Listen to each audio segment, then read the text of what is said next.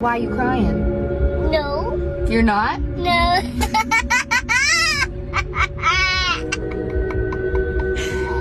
You happy now? Yeah. You sure? Yeah. Are you crying? No. Not any- I'm not. Okay. I'm happy. You're happy? I'm happy. Oh yeah, you're laughing. This isn't the first time I have observed such a case in small children, rather even in teens and adults. Protecting oneself from inner pain is a common human experience, and it often manifests in various ways, including laughing or smiling in situations where others might expect or we ourselves might expect a different reaction. When faced with emotional turmoil or trauma, individuals may employ various coping mechanisms to shield themselves from the intensity of their feelings. When people laugh or smile in situations where others might expect them to be upset, it can be perplexing for both the individual and those around them. There are several possible explanations for why this phenomenon occurs. First, nervous laughter. In some cases, laughing during a stressful or tense situation can be a way for the person to cope up with the stress of the situation or to try to diffuse the tension.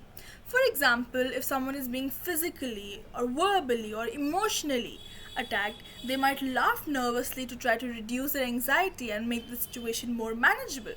When people are overwhelmed, their bodies may release stress hormones like cortisol and adrenaline, which can lead to a mix of emotional responses, including laughter and tears. Second, defense mechanism. Laughing in response to being attacked or hurt emotionally or physically can sometimes be a defense mechanism. It may be a way for the person to downplay the seriousness of the situation or to mask their true emotions such as fear or pain. For instance, if someone is being bullied, they might laugh to avoid appearing weak or vulnerable. Another example could be when individuals go through emotional pain or are hurt, they often try to mask it in front of other people, which in turn becomes their reflex action. That is, to always laugh or smile while crying. Third, dissociation.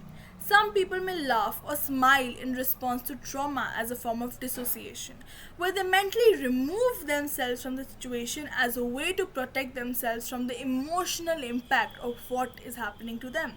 This can be seen in situations when a person is faced with a sudden traumatic event, such as a natural disaster or a violent attack or losing someone very near or dear to them, and they laugh or smile to cope up with the overwhelming emotions. Fourth, involuntary response. Sometimes laughter in these situations can be an involuntary response that the person has little control over. Just as some people cry when they're happy or laugh when they're nervous, laughing when being attacked may be a reflexive response. For example, if someone is in a situation where they're being threatened, they might laugh involuntarily due to the intense stress and anxiety. Fifth and last, confusion or shock.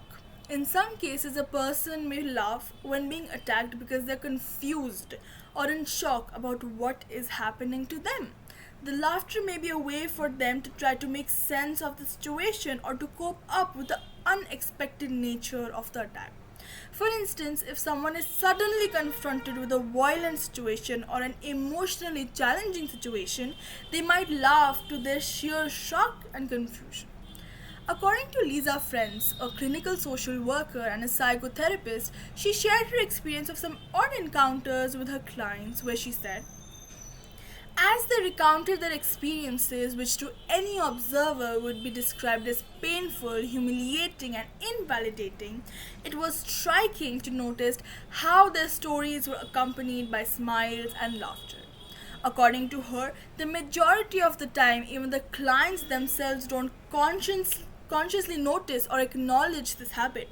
She enlists the various underneath thoughts behind this unspoken communication.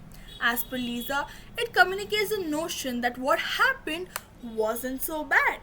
Many survivors believe that if they don't laugh about their experiences, they will connect with the intense feelings of rage, despair, disappointment, or sadness of the past trauma. The deeper fear is that they will be flooded and overwhelmed with those emotions because those emotions would be fully identified and felt. It takes so much courage to talk openly about experiences that are humiliating and invalidating. Some trauma survivors hold deeply entrenched feelings of self blame and other distorted and inaccurate thoughts about the role they believe they played in their abuse. Laughter is a way to communicate that embarrassment and can also serve as a distraction to a short circuit further exploration of their trauma experiences.